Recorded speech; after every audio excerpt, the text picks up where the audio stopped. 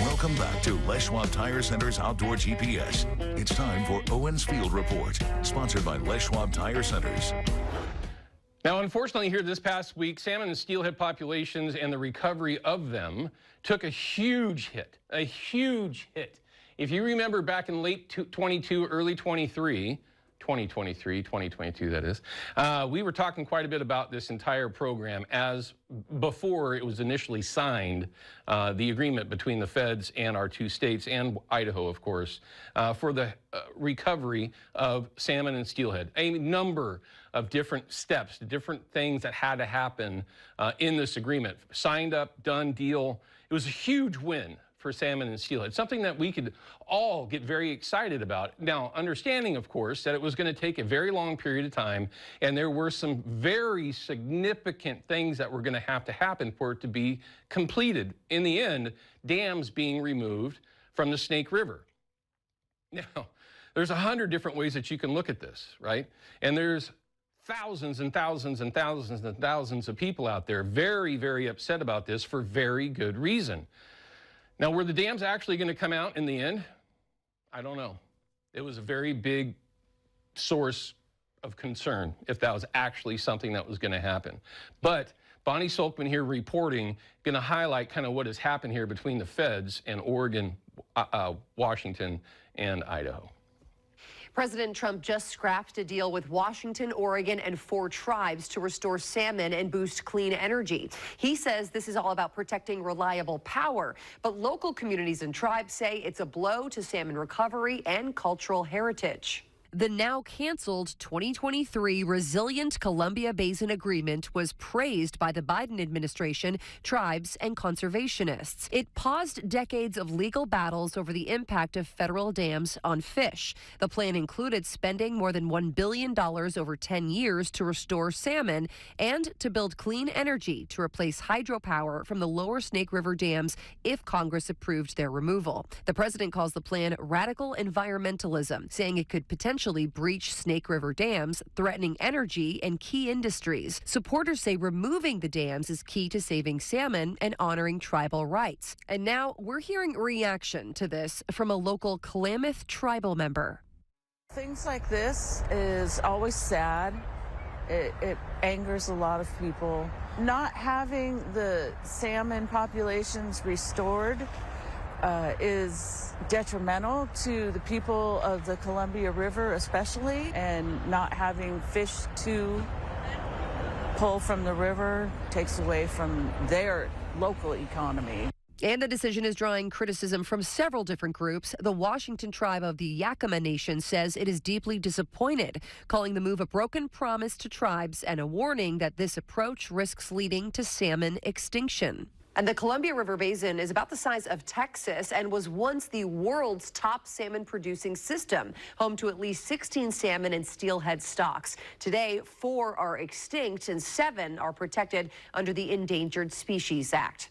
For now, reporting in studio, Bonnie Solkman, Fox 12 Oregon. That's Bonnie Solkman reporting right there. Absolutely horrible. 100 different ways that I could go with this, and y'all know that I'd like to, but I'm not.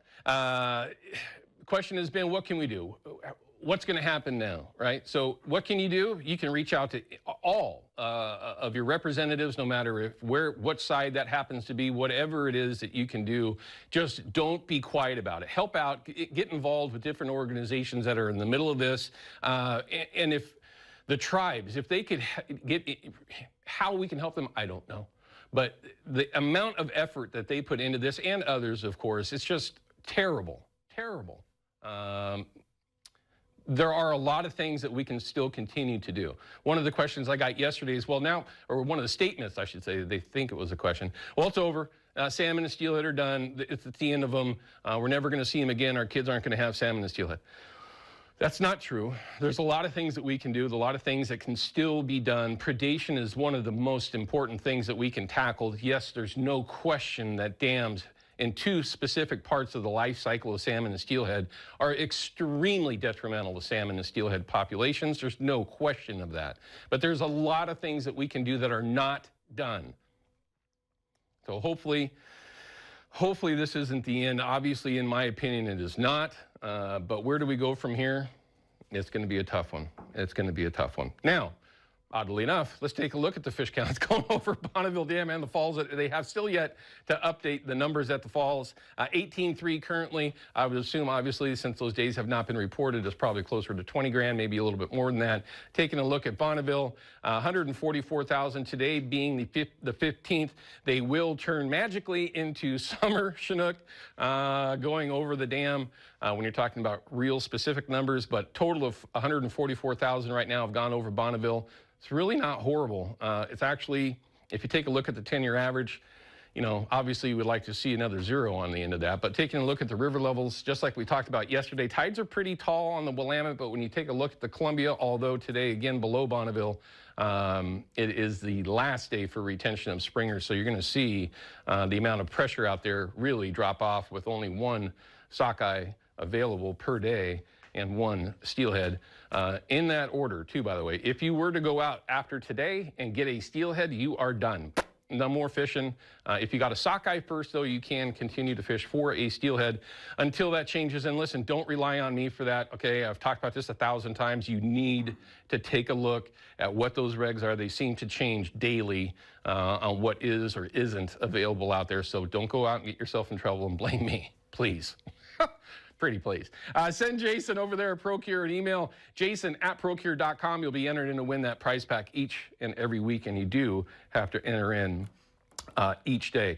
Also, don't forget the National Wild Turkey Foundation banquet that's going to be going on in Southwest Washington. It's their first one, and once you scroll down, you'll be able to see the date on there because I don't have it in front of me.